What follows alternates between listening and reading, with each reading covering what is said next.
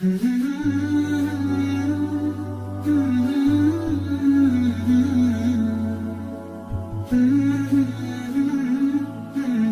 الرحمن الرحيم الحمد لله رب العالمين والصلاة والسلام على سيدنا ونبينا محمد وعلى آله وصحبه أجمعين. Allah subhanahu wa ta'ala a mis en sorte que si on veut atteindre quelque chose qui a du valeur chez Allah subhanahu wa ta'ala, il faut qu'on fasse un effort. Il faut pas juste rester dans ma place, mais il faut que je bouge. Si je veux me rappeler d'Allah subhanahu wa ta'ala, je peux rester dans ma place. Je peux dire La ilaha illallah, subhanallah, walhamdulillah, wa la ilaha illallah. Plein d'adhkar que je peux dire. Mais une plus grande manifestation de mon dhikr, ça serait de bouger. Et ça, en sorte, ça devient comme le hajj, par exemple. Là, on parle de hajj parce que, Inch'Allah, à partir de mardi, on va entrer dans les 10 premiers jours de l'Hijjah. Et Allah subhanahu wa ta'ala, il dit que Al-Hajj ashhurun ma'lumat. Que le Hajj, c'est pas juste un certain temps, mais c'est quelques mois. Tu vois? Donc, dans ces journées-là, il y a quelques fada'il, quelques vertus. Le prophète sallam, il a dit que dans ces jours-là, il n'y a pas d'autres journées dans l'année qui sont plus aimées chez Allah pour faire des bonnes actions. Si on fait des dhikr dans ces journées-là, si on fait sadaqa, si on fait n'importe quelle bonne œuvre, c'est plus aimé dans les yeux d'Allah subhanahu wa ta'ala que n'importe quel autre jour dans l'année. Et quand Allah il aime quelque chose, si c'est aimé chez Allah, ça veut dire qu'il va l'accepter, bien sûr. Donc, on essaie, Inch'Allah, dans ces journées-là, à partir de mardi, on fait un extra, on fait plus. Parce que dans ces journées-là, Allah il accepte. Et dans ces journées-là, Allah il aime les bonnes œuvres. Donc ce qu'on disait, c'est Al-Hajj. Pourquoi, au lieu de rester dans ma place, je vais bouger? Pourquoi je vais faire le pèlerinage pour Allah subhanahu wa ta'ala? Pourquoi? Ça, en fait, c'est un ibadah, c'est une obligation d'Allah, mais c'est aussi une forme de dhikr. Et comme on a dit, c'est une manifestation de dhikr qui est en pèlerinage. Allah subhanahu wa ta'ala, il dit euh, de faire beaucoup de dhikr pendant les journées de Hajj. Pour les Hajjaj, pour ceux qui font le pèlerinage, bien sûr, et aussi pour les gens qui sont chez eux, qu'ils n'avaient pas les moyens pour aller. Et donc, dans le sens de Hajj, c'est en fait le fait de faire le dhikr dans n'importe quelle situation dans laquelle je suis. C'est une chose très importante ce que je dis. C'est que je fais le dhikr, pas juste à la mosquée, pas juste quand je suis en train de faire mon dhikr, pas juste pendant le ramadan, mais partout dans ma vie. Il y a un ayat dans le Coran, Allah subhanahu wa ta'ala dit, Bismillahirrahmanirrahim, يا أيها الذين آمنوا إذا نودي للصلاة من يوم الجمعة فاسعوا إلى ذكر الله وذروا البيع. Allah subhanahu wa ta'ala, il dit dans le Coran, ô ceux que vous avez cru, si ça vient le jour de vendredi, laissez toutes vos affaires. Laissez n'importe quelle chose que vous êtes en train de faire. Si c'est votre école, vous êtes à l'école, l'université, vous travaillez, votre business, quoi que ce soit, laissez tout et venez pour se rappeler d'Allah subhanahu wa ta'ala. Venez prendre vos provisions pour la semaine. Je vais répéter ça parce que c'est très important. Venez prendre vos provisions pour la semaine. Allah subhanahu wa ta'ala veut que le dhikr, ça soit une provision pour nous. Ça soit une provision. Pourquoi? Une provision pour quoi?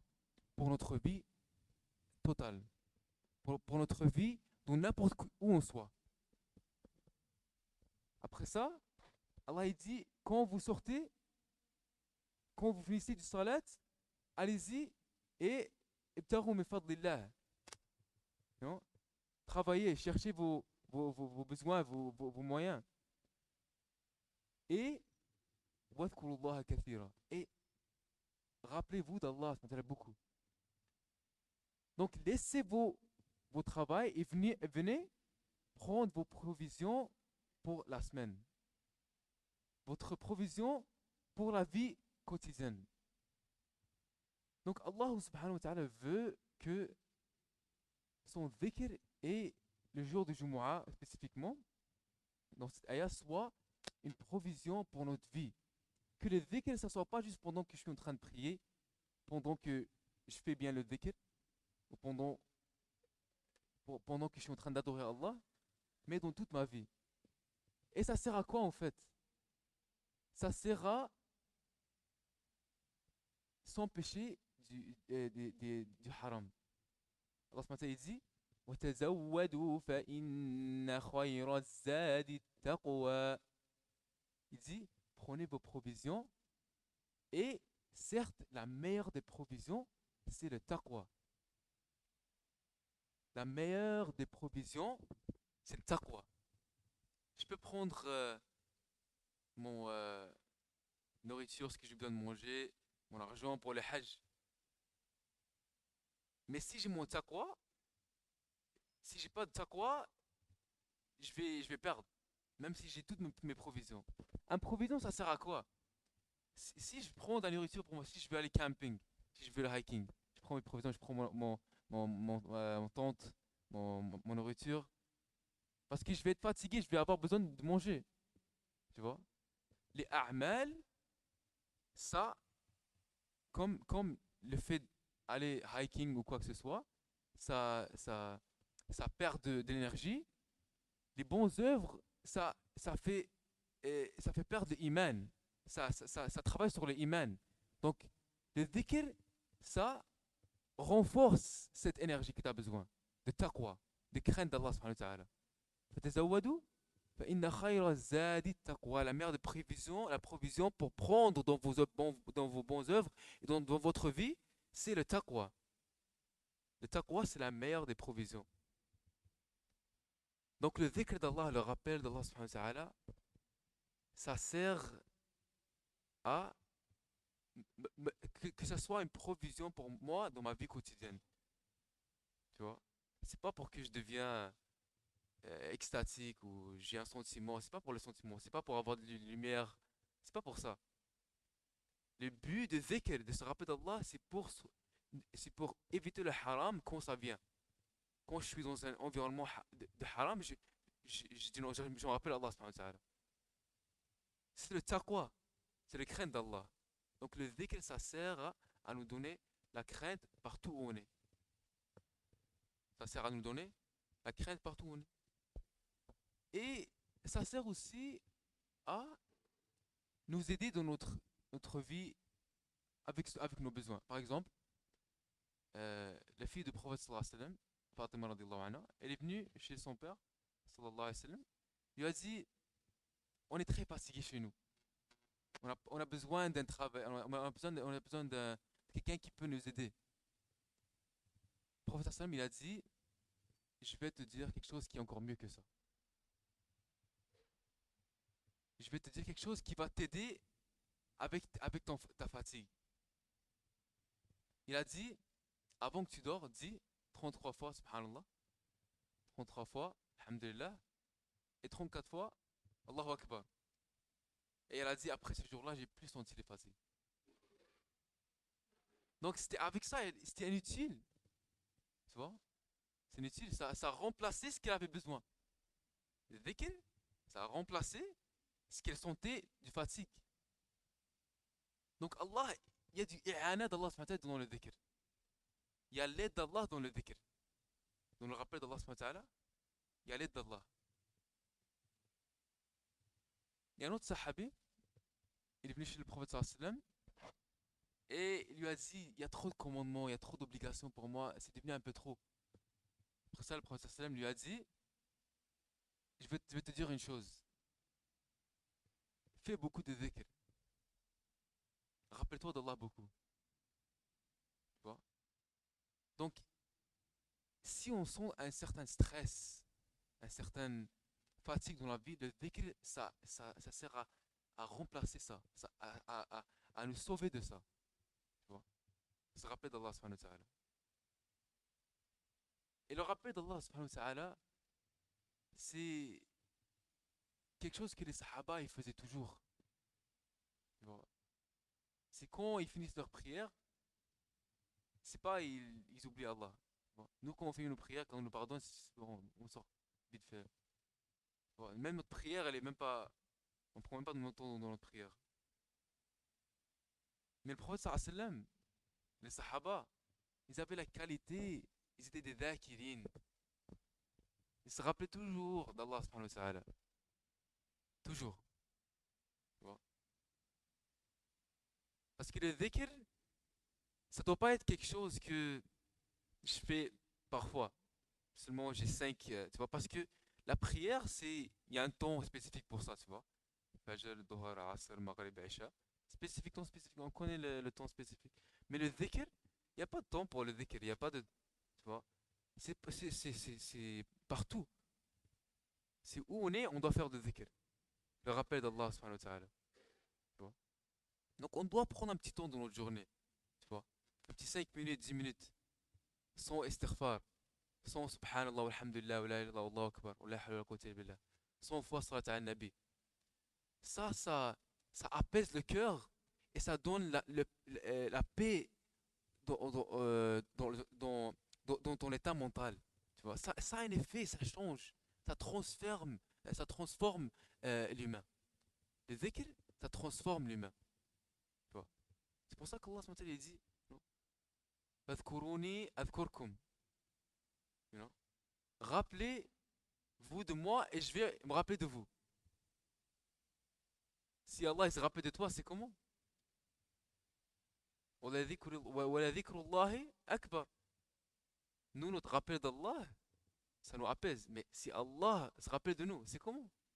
Si Allah se rappelle de nous parmi ses anges, et avec sa grandeur, sa majesté, le roi des rois se rappelle de nous. Ce petit humain qui était rien. Juste, il était un petit goût de sperme, puis il grandit. Il a des yeux, il a des oreilles, une bouche, il peut parler. L'humain, c'est un miracle qui marche sur Terre, en fait. L'humain, c'est un miracle qui marche sur Terre. Création d'Allah subhanahu wa ta'ala.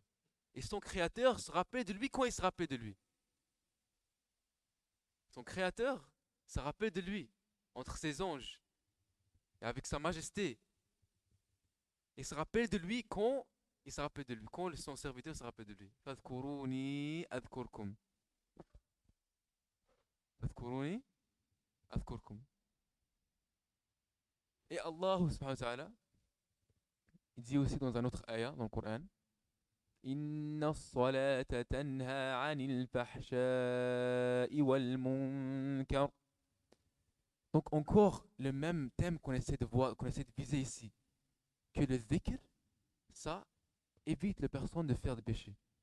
Inna as-salata tanha 'anil fahsha'i wal munkar. C'est-à-dire que la prière, tanha, ça interdit le haram, ça interdit.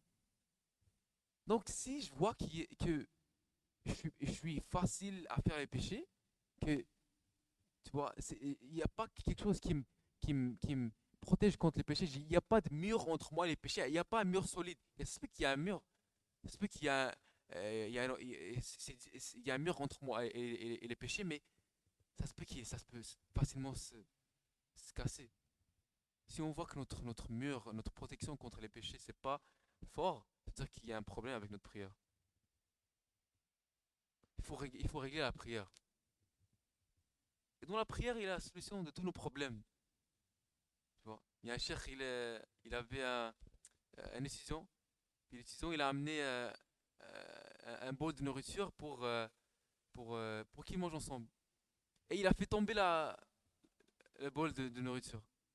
Et son cheikh lui a dit une chose. Il lui a dit, corrige ta prière. Il lui a dit, corrige ta prière. C'est-à-dire que si on voit quelque chose qui parle, tu vois, on a quelque chose dans notre vie, on a des problèmes, on a un problème de concentration, on n'est pas, tu vois, un certain akhlaq qu'on n'a pas, c'est à cause de notre prière. Donc Allah nous donne le tawfiq d'avoir une prière comme les Sahaba et faire en sorte que notre prière nous interdit de faire le mal. Amin ya Rabbil Alamin.